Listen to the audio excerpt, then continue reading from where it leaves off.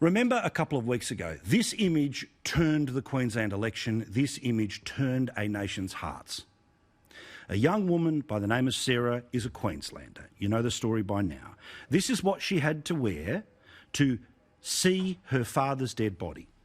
The Queensland government made a decision that this woman, who is a Queenslander, could not be by her father's side at his funeral and could not be with her sister and mother at his funeral. That was a decision of the Queensland government. Now remember, the Chief Health Officer said this about why this woman, who is a Queenslander, who lived in Canberra, a place that at the time had had no virus for 60 days, about why she could not attend the funeral of her father. Or look at this from the Queenslander perspective, that your daughter wouldn't be allowed to be at your bedside when you were sick or at your funeral if you died. This was the Chief Health Officer when it was 60 days of COVID-free in the ACT. Canberra is defined as a hotspot because it's within the middle of New South Wales, and we know there are cases around them. And the other part is, early on, you might remember, there were a lot of cases in Batemans Bay, and a lot of people in Canberra have weekend residences that they go to in Batemans Bay, so we've seen that happen. So unfortunately, for people who live in Canberra, they're deemed as being in a hotspot. Now, last time I checked, the ACT is still geographically in the middle of New South Wales. Batemans Bay still exists, and there still is free movement of people from the ACT to Batemans Bay. But remember, Anastasia Palaszczuk proved herself to be a pointless puppet premier when she said this after people went, come off it. She's a Queenslander, she should have been able to go to that funeral. I don't make those decisions. No, they're under. It's actually her decision. Under the Act, it's her decision.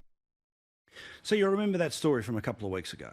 Well, as you know, border politics is paramount to the Queensland government. The Queensland Labor Party put out flyers, there's only 60 days left to protect our borders. They raise money off this, they do the crocodile tears and all the rest of it. Well, a few lies started to mount up last week that meant that the Palaszczuk government desperately wanted a distraction. Remember when Cameron Dick, the Treasurer of Queensland, the man who says, I can't tell you the state's finances until you re-elect us, well, he talks, of course, about jobs. When we can increase our borrowings without increasing the tax burden, it's appropriate that we do so to support the economy and Queensland jobs. Protecting jobs. But the reality in Queensland is that you have a worse unemployment rate than Victoria, and they are on lockdown. And this story got completely missed by the media. Just 179 full-time jobs, I'm not missing a zero, 179 full-time jobs were created in Queensland last month. 38,000 were created around the country, but in a place where you are free, there are very little restrictions, just 179 full-time jobs. Probably doing taxpayer-funded polling for the Palaszczuk government. That's strike number one. Strike number two, as we told you on this show last week, there was stone-cold email evidence that the people of Blackwater in regional Queensland were being scared witless about the virus coming to town because a young bloke had allegedly died of coronavirus. But they knew for 3 days that he was not positive with coronavirus. Instead, it was a false positive the first time around, yet his family was locked down and the town was scared witless. This is what the Deputy Premier said about that case.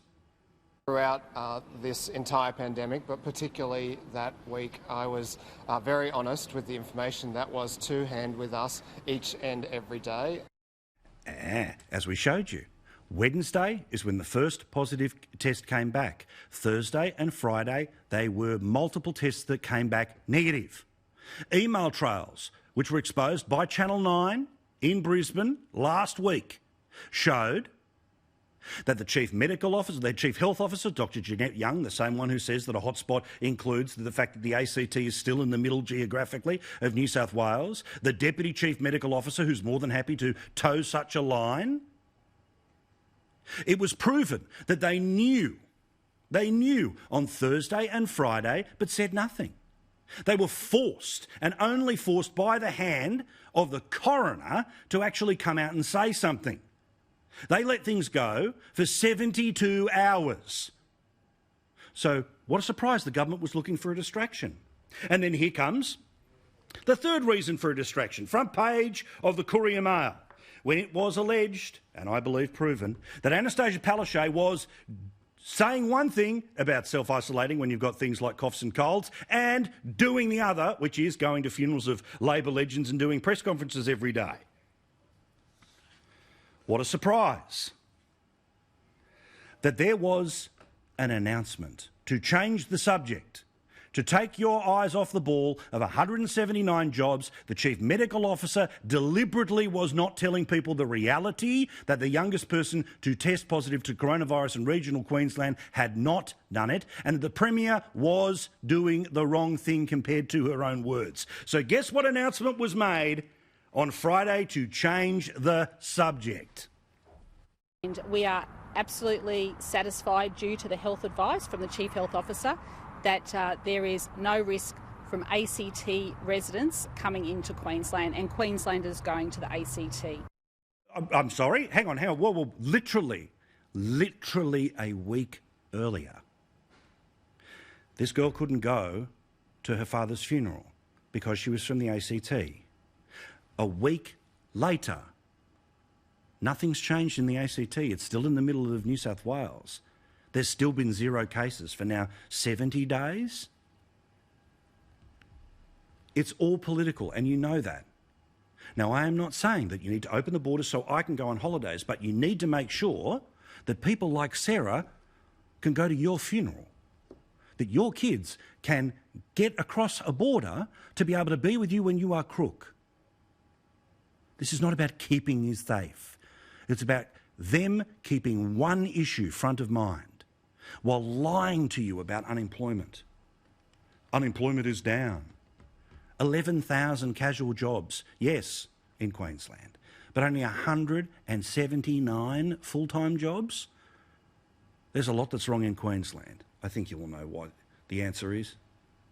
This Premier thinks that she can pull the wool over your eyes, that you're a moron, and that you have the memory of a goldfish.